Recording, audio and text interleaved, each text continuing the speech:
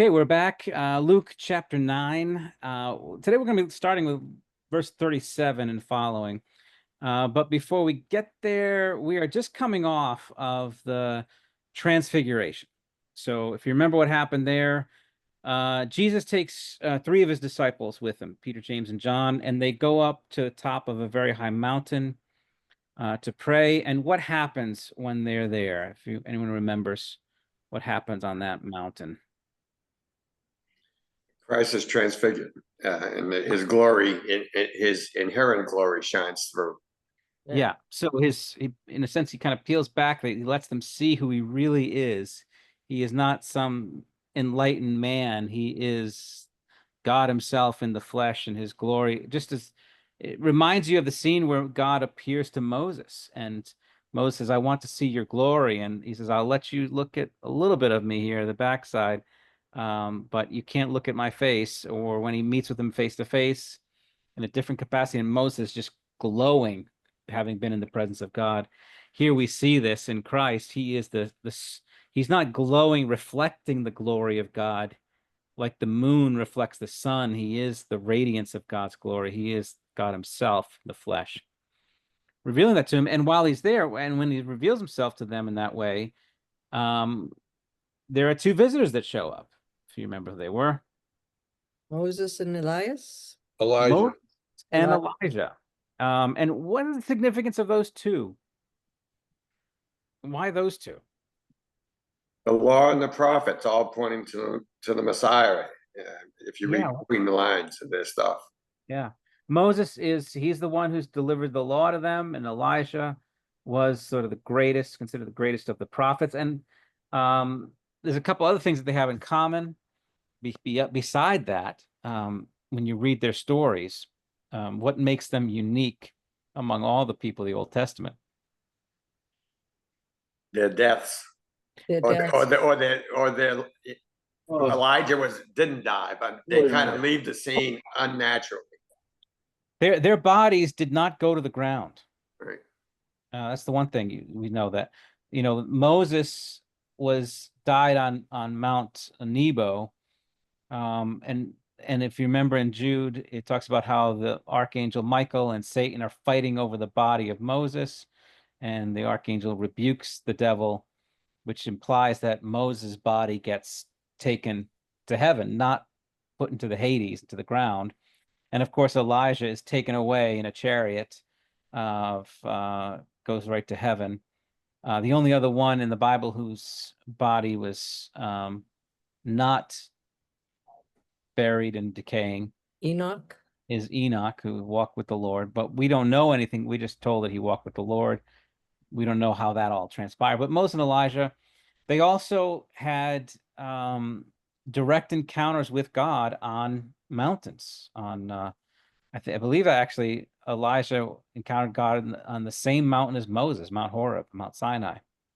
So they're very important figures. They appear, and when they're with him, they're talking with Christ about a specific topic. Do you remember what they were talking about? His departure. Yeah, they're talking about his departure, what's about to happen, his death, his resurrection, his ascension, his returning back to the Father, back. It's amazing that Moses and Elijah, when you think about it, would have known the Son of God. Well, I would argue that when they encountered the Lord in the Old Testament, when the Lord revealed himself to them and spoke to them, and that was the Son of God who they encountered, and now they're coming back as if seeing an old friend coming to them. You know what? I just, sometimes the words jump out at you and you've read it 100 times, but it's saying, spoke of his departure, which he was about to accomplish. Yeah. He had complete control over it. Yes. That it wasn't that he was taken by somebody else, that he was going to do this. That's a great observation, Liz. That he is not taken away. And he says that in John, no one takes my life from me. I lay it down of my own accord. This is work he's going to do. It's funny. That's why I thought that, that Mel Gibson did a really good job in The Passion of the Christ. And one of the things that really hit me, the way that Jesus was portrayed in those scenes, it didn't feel like a torture scene. It felt like work. The way I remember feeling exhausted coming out of that movie. Yeah. Because it was portrayed, you didn't see, Jesus wasn't portrayed as this tortured victim of the evil powers, but someone who was submitting himself and going to work for us. So remember that one point where he's beaten to a bloody pulp and he's lying on the ground, and then they're ready to stop, and he gets up and puts himself back on the rack so Yeah. that they can complete the work. It's really, yeah, I think he's about to accomplish a great point. So, and one of the observations we made last time too was that there's a strange way in which this scene has direct parallels to Gethsemane. That Jesus takes the same three men, Peter, John, and James, and they go up on a mountain to pray. And while they're there, Peter and James and John are heavy with sleep, just like we see in Gethsemane. We're going to see that. But here it's one of his glory is revealed. There we see he is ready for his suffering. So there's definitely some parallels between the two. And Peter says kind of silly things of doesn't know what he's saying. Just let's make a tent. Let's kind of hang out here for a while. This is good for us to be here. And then God the Father interrupts, and this is my son, my chosen one. Listen to him. And so his full glory is revealed to them. They see him, and it's declared to them once again. Peter will reference this, and in one of his letters, he will reference this moment that we were on the mountain when he revealed himself. Christ keeps talking about this mission that he has, and you were talking about the Passion of the Christ. I can't help but think he gets up in that scene in Gethsemane in that movie, and there's a snake. Yes. Remember the crushing sound it makes when he just very affirmatively, very violently steps on it. Yeah. Like he had a mission to go, let's go. He took up a heading for Jerusalem, the scripture says. It wouldn't be turned off the heading. Yeah. I loved the way he portrayed him there, because I think that's right. I think the portrayal of Christ in a lot of the movies, he's too weak and effeminate and sort of just a nice guy. And this one, he's the warrior. He's kind and compassionate, but he's also strong, and no one is taking him anywhere. He's going of his own accord. All right. Well, let's move on from here. So that's where we left off. Now they're coming down from the mountain, and we pick up in verse 37 down to 43. So why don't we start there? Let's see. Liz Purvinus, would you read that for us, 37 to 43? Sure. On the next day, when they had come down from the mountain, a great crowd met him. And behold, a man from the crowd cried out, "Teacher, I beg you to look at my son, for he is my only child." And behold, a spirit seizes him, and he suddenly cries out. It convulses him so that he foams at the mouth and shatters him and will hardly leave him. And I begged your disciples to cast it out, but they could not. Jesus answered, "O faithless and twisted generation, how long am I to be with you and bear with you? Bring your son here." While he was coming, the demon threw him to the ground and convulsed him. But Jesus rebuked the unclean spirit and healed the boy and gave him back to his father. And all were astonished at the majesty of God. Great. Now, this story is told in other Gospels, and they often have different points they want to stress. Like I think it's in Matthew's Gospel, where it says that the disciples ask, "Why couldn't we cast this demon out?" And he says, "Well, this kind only comes out by prayer," and some versions even say prayer and fasting. And they want to make a point of emphasizing prayer. Luke makes no mention of that. I think this is a wonderful story. I think you'll find that miracles, the signs of Jesus, will parallel and illustrate what he has been teaching.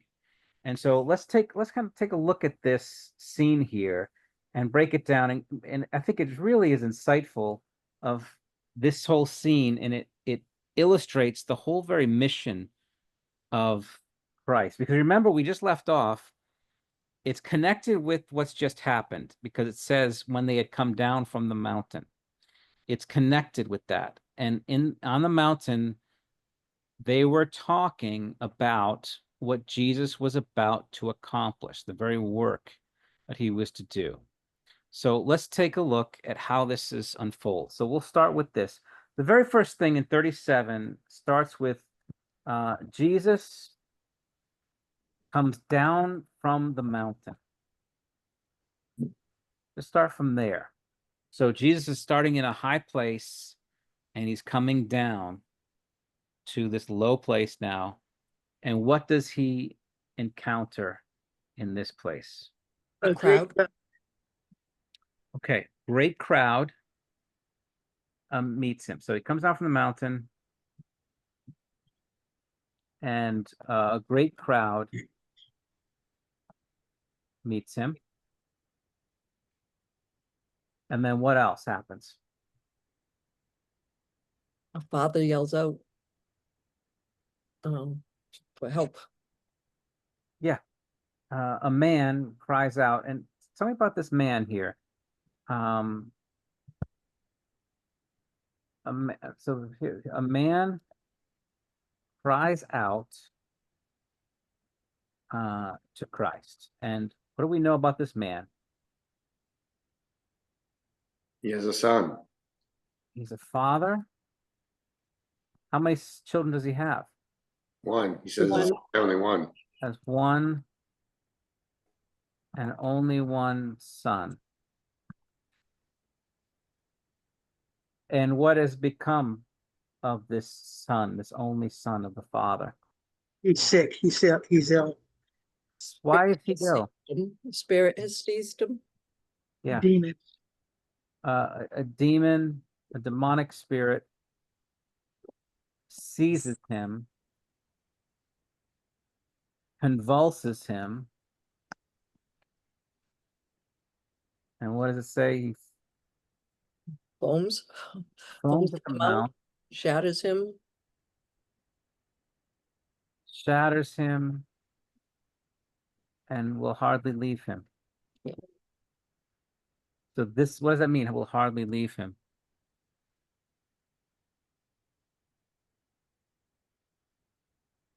He's gained possession of him and he won't. Yeah. He just He won't leave. continually torments this poor kid. Mm, There is no relief for him. mm. Just continually, it's just this ongoing thing that he is being seized, and he's convulsed, and you can imagine the agony of the father having to hear his son cry out continually through the day, and there's nothing he could do. And what does the man say? He took him to the disciples. And what did the disciples do? They couldn't cast him out. So the disciples could not cast out this demon. All right. Now, Jesus responds. It's interesting. What does he say? He calls him a faithless and twisted generation. Yeah. Oh, faithless and twisted generation. How long must I bear with you? Oh, well, where does that come from? Why is he all upset with the generation for seeing this here? I think he's probably disappointed that his disciples, who should have faith, didn't have the faith to resolve this issue. It's interesting because in another gospel, the 72 had just come back and they had been doing amazing things. And Christ said, don't get so excited about the amazing things you're doing, but that your names are written in the book of life. Yeah. And I think I always had the feeling like they were probably reading their press clippings. Well, here's a question too: but let's pull back for a second. Let's be very clear. who is he rebuking? Yeah, that was a question of mine too. Is it the apostles or is it the men and the people with him? When he rebukes his disciples, what does he say about their faith? Oh, ye of little faith. O ye of little faith. He never says you're faithless to them. Yeah, that's true. They have some faith. They just don't have sufficient faith. They don't fully understand, but they have some. But this is different. I'm going to argue that he's not rebuking his disciples at all. So he's rebuking the Father for not having the faith that the disciples could do it? And he's not even rebuking the Father necessarily. He tells you who he's rebuking. Rebuking the demon, The unclean the spirit. unclean spirit. No, he's not rebuke. He will rebuke the demon in a second, but Everybody. rebuking that generation. So he's talking about he is speaking to the whole, in a sense, the Jewish people there, that generation of his time that have not been believing in him, and they're faithless and twisted. And he kind of just, and I'm going to say it as I think this is what I think is happening here. And I'm not going to say this is the absolute final answer to this, but this makes sense to me. He's looking at this scene, the father and this son who's being convulsed by a demon. And he sees in that scene that generation of Jews. They were supposedly the son of God. Israel was considered the son of God. Remember in the old Moses, God says to Moses, he tells Pharaoh basically, let my son go or I will take your son. It's a battle of these sons, and Israel is considered this people are considered the son of God. And it's now this son has been demon possessed, controlled, convulsed, perverted, even the way he says faithless and twisted. That whole convulsing of the son shows that you're seeing that Jesus, in one sense, this is this generation. See this child here? That's you. That's you. Look at you. You're twisted. You're convulsing. You're seized by an evil spirit, so that you can't even give God the praise that he deserves. You're foaming at the mouth. You're shattered. That was describing the generation of Israel at the time of Christ. That whole generation was faithless and twisted. And he's, again, the whole some of the details he highlights, that it's not just a child, but it's a son and an only son of a father who's been seized by a demon. And that Christ, the true son of the Father, is coming now and says, bring your son here to me. And none of the disciples, in a sense, sort of represent the impotence of the priestly class, of their leaders, of their shepherds, as they can't help them. In a sense, the disciples are, he's not rebuking the disciples necessarily here, because he's very, in the other gospels, he is sort of instructive to them, because they ask him, why couldn't we cast him out? Right. And they say, well, this kind comes out only by prayer. In other words, you can't do it. Only I can do this. Only Right. God can do this. So Wasn't it one of them? He said it requires prayer and fasting. yeah, that was a footnote in one of the versions of it, that some versions say fasting as well. But the point being is, even fasting sort of highlights the impotence of us in these things, because fasting makes you weaker, which means you're really relying more and more on God to do this. You're not trusting in your own resources, your own strength and energies to do anything. So this is sort of this, it kind of is, it really, you can see the gospel here. Here comes Christ coming down from a high place, having revealed his glory as the Son of God, coming down to this high place, coming into this valley where this twisted, pathetic son is just being convulsed and shattered and possessed by a demon. And he says, bring him to me. And when he comes, the demon convulses him again. And how does he deal with it? Jesus rebukes him. Yeah. There with you. So then he says, bring the boy to me. Again, kind of emphasizing, bring your son to me, here to me. To me. That only Christ can do this. Only the Son of God can rescue this generation. As twisted, this is as hopeless as you get. Bring him to me. The demon throws him to the ground, convulses him again, but Jesus rebukes the unclean spirit and heals the boy. And then what does he do?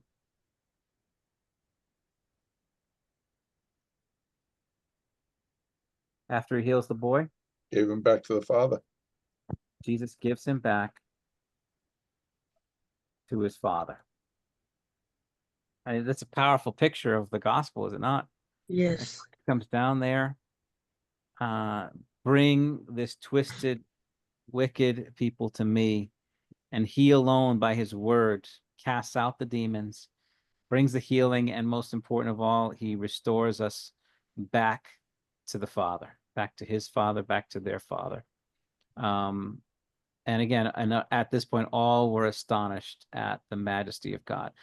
So that's kind of my take on it, of how I think it plays out. I think it's placed there. It illustrates the very mission of Christ, of why he came down from his seat of glory in heaven, comes down from the Mount of Transfiguration, his seat of glory, where basically Peter was hoping to set up a little home for him up there, a throne where he could reign. And he's like, no, he's got work to do, and he must come down to the lower regions, to the demonic realms here, and set this generation free, even though they are faithless and twisted. Yet he's come to bear their sin, to rebuke the devil, and to give them back to the Father. So that's when we look at that here. So any thoughts on that before we move on to the next story here? Okay. All right. So they're marveling and astonished at the majesty of God. And let's pick it up from there. Elizabeth, would you read the next section there, verses Sure. 43 But 45? But while they were all marveling at everything he was doing, Jesus said to his disciples, "Let these words sink into your ears. The Son of Man is about to be delivered into the hands of men." But they did not understand this saying, and it was concealed from them, so that they might not perceive it. And they were afraid to ask him about this saying. Okay. All right. So we have this scene of great power, and the crowds are marveling at what Jesus was doing.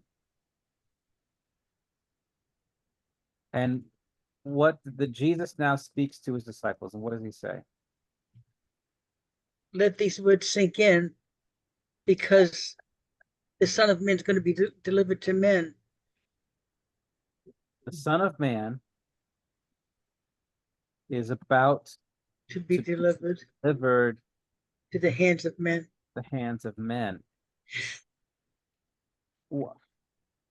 Let's talk about that. It says they did not understand this saying. No. All right, we talked about this, I think, before. The Son of Man in the Old Testament is a title that they understood. If you remember, it's from the book of Daniel, chapter 7.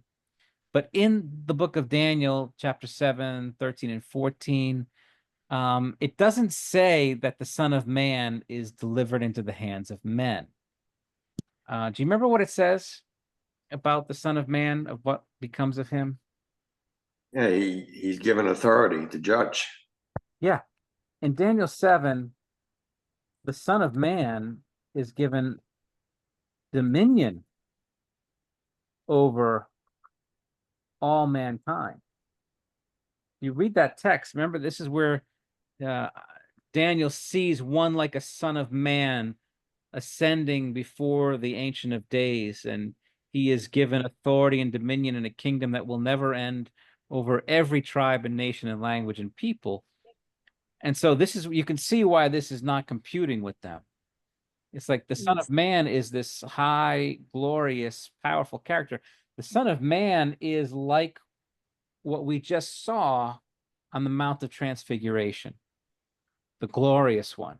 And to say that that one is about to be delivered into the hands of men, that he will be oppressed and afflicted and sent into bondage and handed over to men is not, how can that be a fulfillment of Daniel 7? How does that possible? And they couldn't see it. They couldn't understand it. In fact, this tells us why they couldn't understand it. So it says they did not understand. Mhm. Why?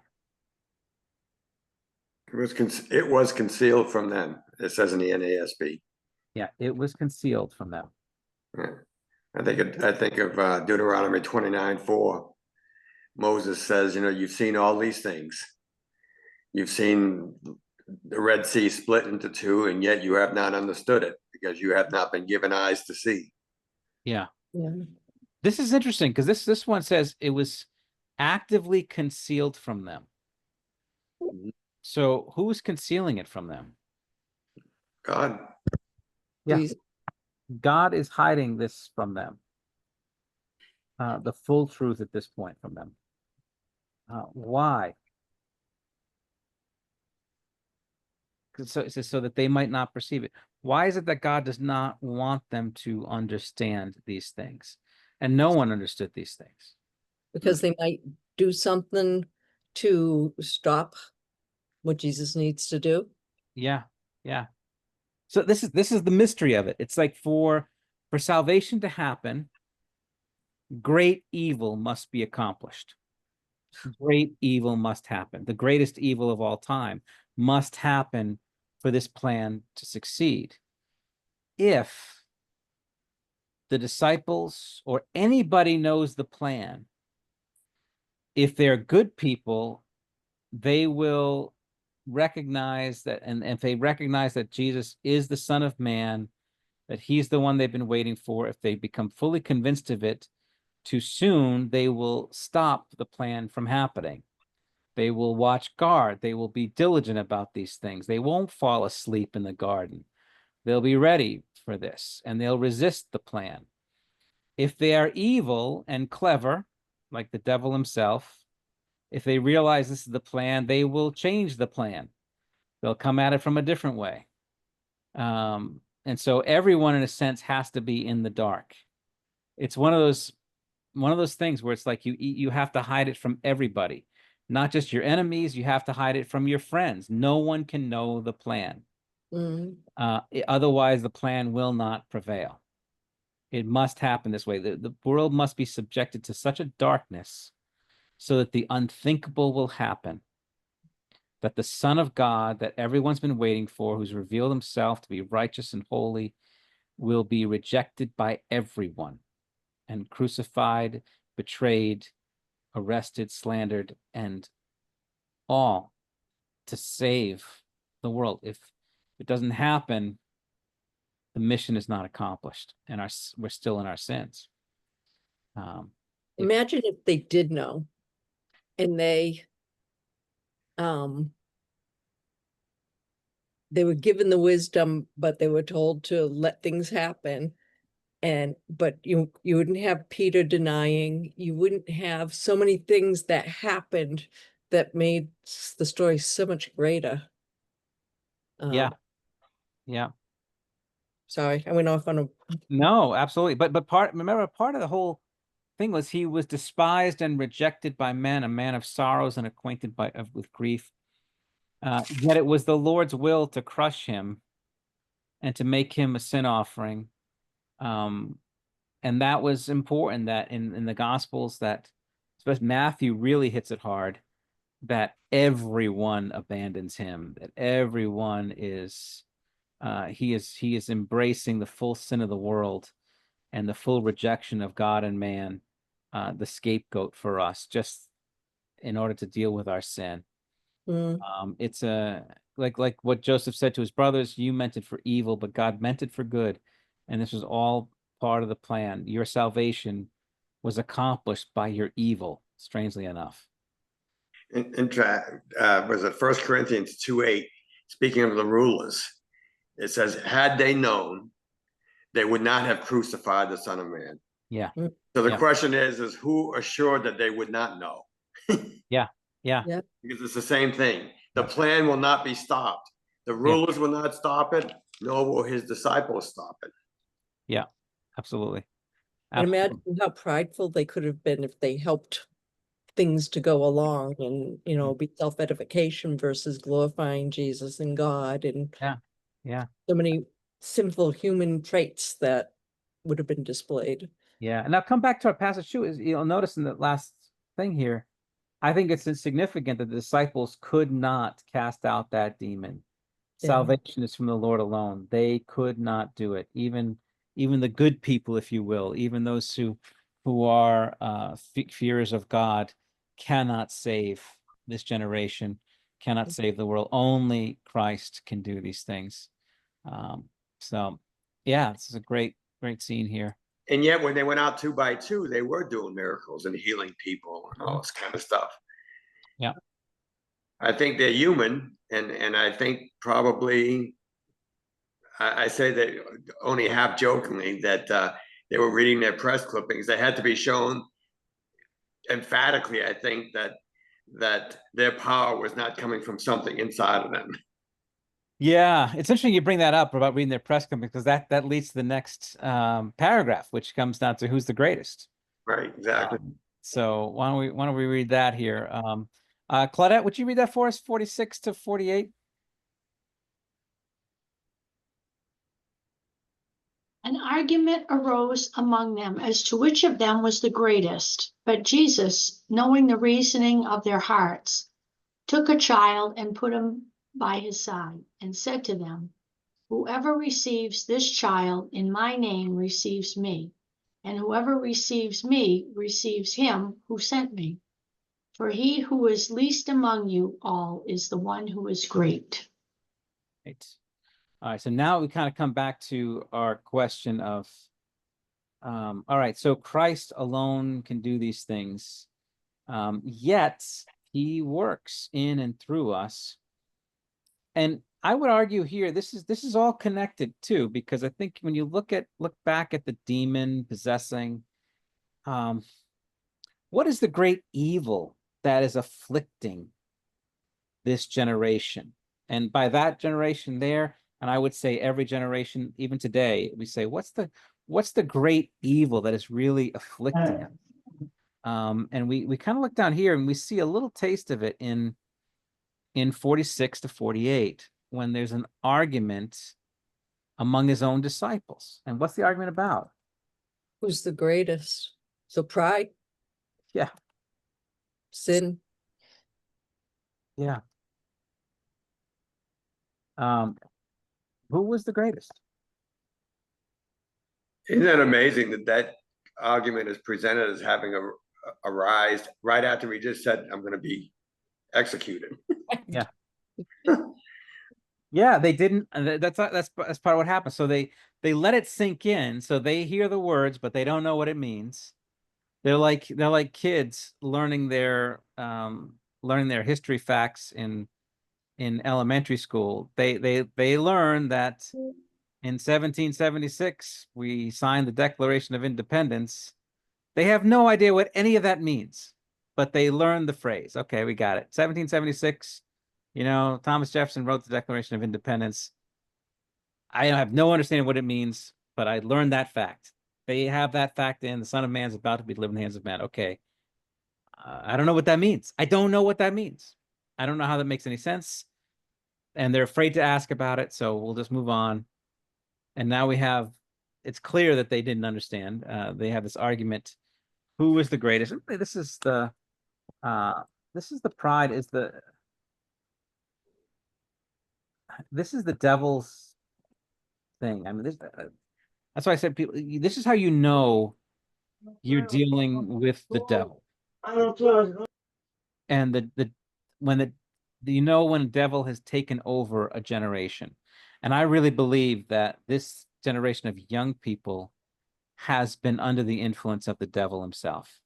And it's a single word of it's pride, it's self-righteousness, it's the bitterness, it's the seriousness. Everything is very serious. We take ourselves very seriously here. The devil is very serious. He does not laugh. He's very proud. He's very bitter. He's very self-righteous. And he's very serious. And there's a sense of like, you can see the devil is even, this is so natural to us all. We take ourselves very seriously. We become very self-righteous, very proud, judgmental of others in so many different ways, and it afflicts us. And that is the great enemy of this, because you look at how he responds to this. I don't know if you want to call this a devil's brew, or this is of the devil, definitely. And why the Bible says God resists the proud. He opposes the proud. He gives grace to the humble. And so Jesus, he knows their thoughts. And how does he respond to them? How does he show them the right way? Brings over an innocent child. And says, you need to be like this child. Trusting, loving. Yeah, he takes a child by his side. And what does he say? But this is very interesting. In this passage, Luke words it a little differently than the other ones. He doesn't say you must become like the child. What does he say? Whoever receives. Whoever receives In his name. this child in my name, Mm. me. Huh. What do you make of that? What does that mean to receive this child in his name?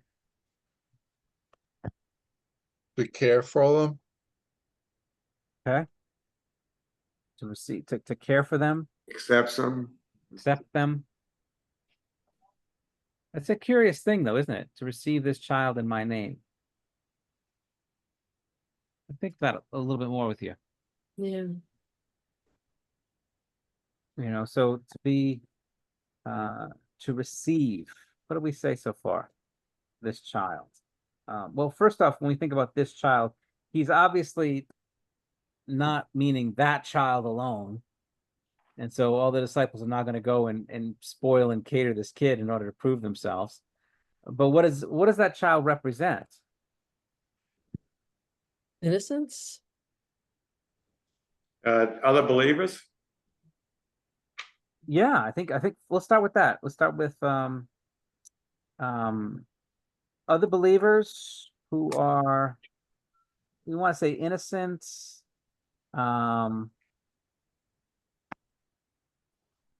Uneducated. uneducated. Not knowing about. But whoever receives the child in his name, Yeah. I think those that are the least powerful in the world now, like for instance, people would look down on a child as and not really pay him much mind, and yet, Yeah, the lowliest of those, the least. The least. He just says it afterwards, the least among you, right?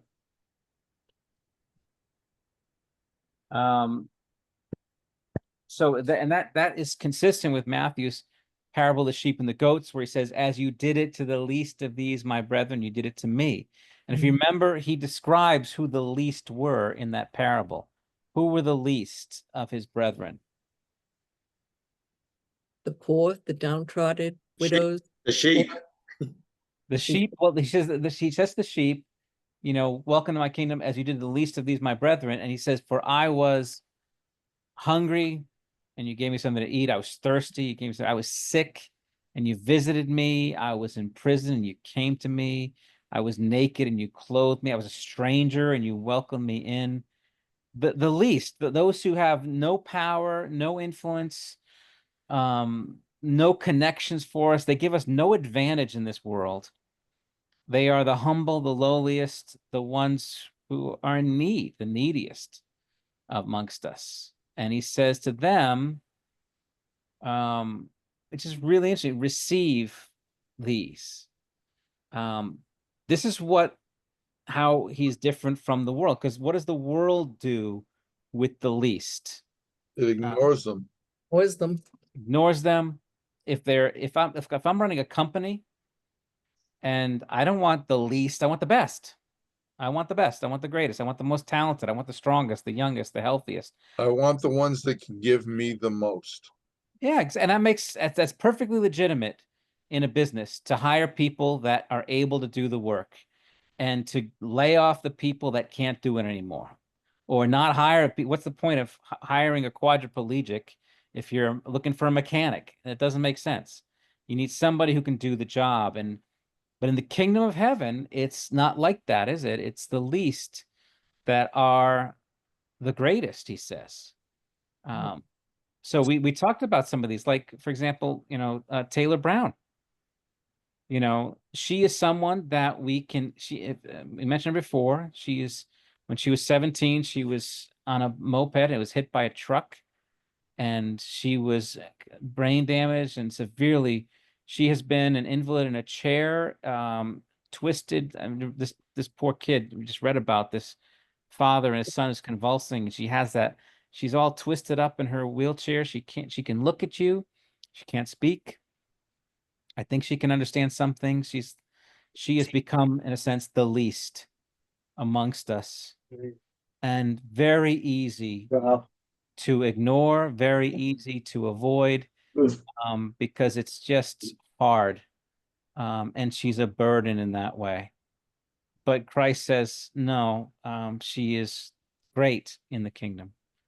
She is great, and you receive her as one who is great, not just as someone, but someone very special. And I think there's something to that, where as we think about who's the greatest, it's not the most capable, it's not the ones that, like these apostles, who can do so much. It's the little child, it's those that were the most needy that we cherish and value and receive that way. For he who is least among you is the one who is great. It's a total different take on it. But that's an important one, because that's how the kingdom grows. It doesn't grow by hiring the most talented, beautiful, charismatic, strong, young people to build your company, but actually it grows through faith, and faith is strongest in the weakest. Is it not? Who has the most faith? I mean, who really is strong in faith? It's not the people that are strong in body, because they can do it. The ones who are weak, those who realize that we can't do anything, these are the ones who are strong in faith, which is, that's the paradox. It's a strange thing, but it makes sense when you start to understand it. So if we go back to this story of the father and the son who's convulsing, I suspect that the disciples, I can't get in their head, but I suspect that they're probably frustrated. And they probably don't want to bear with this whole scene. It's an awful scene to deal with, and maybe even hoping the father will just go away with his son. That's how I would feel probably about it. It's like, this is a headache. This is not something I want to deal with right now. And Christ comes with full compassion, receives the child. You can see how he treasures this little one, and to give him back to his father and to heal him. And that same attitude is to be in his disciples. And of course, it resonates with the cross, as he's been telling them. Let this sink in. The Son of Man is about to be delivered in the hands of men. He is going to die. The Son of Man, the greatest, must become the least, for this salvation plan to prevail. So, all right. Any last the comments on that section here? Mm. He was least among you all, the one who's great. So I like this passage a lot because it moves us not to a false humility where we say, well, if I'm going to be great, then I got to be the lowest. So I'm going to work on my humility here. It moves us to compassion, to instead of thinking about how can I be the greatest, to thinking of who is the greatest in our church family. And the greatest is the widow, the ones in the nursing home, the ones disabled, the ones who are the poorest. These are the greatest, and I need to start treating them that way, treating them receiving them, and treating them the way that I treat the people that I think are important in the world. That's a good point. That's kind of how we are to take that. All right. Let's do our next passage here. Bob Fowler, would you read that for us? 49 and 50. You get that, Bob? John answered, Master, we saw someone casting out demons in your name, and we tried to stop him because he does not follow with us. But Jesus said to him, do not stop him, for the one who is not against you is for you. Mm. All right. So John now responding to this scene. What does he say? What's his he makes a claim here? Someone was casting out demons who was not one of us. Someone was casting out demons, but more than just casting out demons. In In his name. In your name. But he does not follow with us. So there's someone out there casting out demons in the name of Jesus of Nazareth. Just imagine that. That's really interesting. Yeah. He's not following along with them. He's been inspired by them. He sees that Christ can command demons. And this man believes that Jesus is the Lord, because you don't cast out demons in the name of your rabbi. You cast out demons in the name of God. And so that this man seems to get it, that Jesus is the Lord, but he doesn't follow with us. He's not been moving in our circles.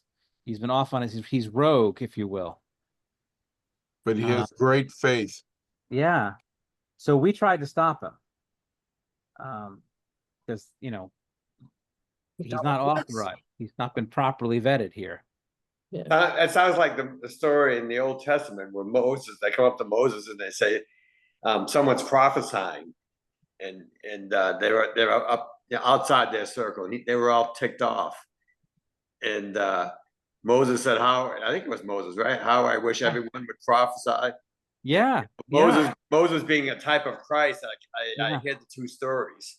Yeah, there was someone that was supposed to be there with him, but for whatever reason he wasn't. But he still started prophesying. Yeah, it was interesting. I can't remember the exact scene, but you're right. It was I don't know if it was Joshua who said make them stop. And he's because the spirit had come upon these other men and they were started to prophesy. He says, no, I wish they would all be able to do this. So we tried to stop him. He's unauthorized. And yeah. I was just going to say these two verses, you know how the Bibles can put little titles on certain sections. I think this is interesting. It says sectarianism rebuked. So Sectarianism. Yeah. Don't create sex. We're all in this together. And where are we today? Yeah, and so it's like John is wanting to control this here. It's another form of pride, not just wondering who's the greatest, but that we have a corner on this. We want to control it, and that's a real temptation at all times to want to kind of control, because you're not doing it the way that it's supposed to be done, don't you know? Mm. This is the way that we do it, and it must be done this way. And he says, but the fact is, the important point is, Jesus says, don't stop him. But he's not just because he's casting out demons, but he's casting out demons in your name. And I think that's the significant part. He's not just doing some kind of great work, but he's doing it in the name of Christ. And if he wasn't doing it with true faith, then they wouldn't be casting out. They would be laughing at him, the demons. Yeah. Yeah. You see that with didn't it happen in the book of Acts where the sons of Sceva Yeah. were came up upon the demons, and they were like casting in the name of the Jesus that Paul preaches or whatever it was. Yeah. You know, I cast you out. The demons are like, oh, Paul we know and Jesus we know, but who are you? Yeah. You attack You. them. God seems to take care of it. But you'll notice what he says, don't stop him. Now, he doesn't say that this guy is the real deal.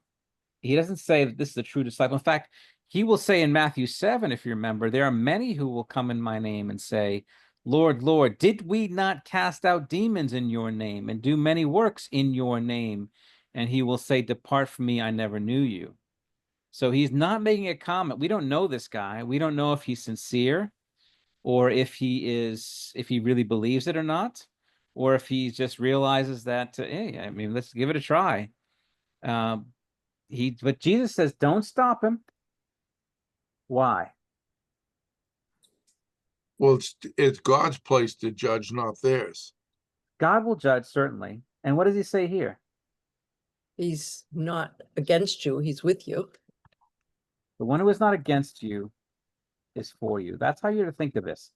Again, we don't know the state of the man's heart, but that's how you're to think of these guys. If they are not opposing your work, you know, you don't need to fear them, to worry about them. If he's not against you, he's for you. That's how you can treat this. You don't have to make judgments. You don't have to try to control these things. It really opens the door for a lot of grace that we can have for people that disagree with us. And there are going to be many. And like in the church, there's going to be many different strains of faith, different flavors and styles. There's some going to emphasize this or that. And I find it really helpful in there are two texts for that have really guided me well. One is Philippians 1, and the second one is Galatians 1. And you've heard probably these before. Paul says, there are those who preach Christ for the wrong motives. Mhm. Do you remember that? Yeah. They're doing it because they think it's going to cause me trouble. They're motivated by a bitterness and an envy, and they're preaching Christ. And what does he say about them? He's just happy that Christ is being preached. Yeah. Philippians 1 is, I rejoice that Christ is preached, even if the motives are wrong. It doesn't matter. If for him, if Christ is receiving the glory, that is great. God's kingdom prevails and we win. It doesn't matter in a sense if their motives, I mean, for their sake it does. You know, for these guys here who come and do works in Jesus' name, yeah, for their eternal salvation it certainly matters. But as far as the kingdom goes, as far as we're concerned, since we don't know their hearts, we can rejoice that Christ is preached. Mm. So hang on 1 second. Hold on a second.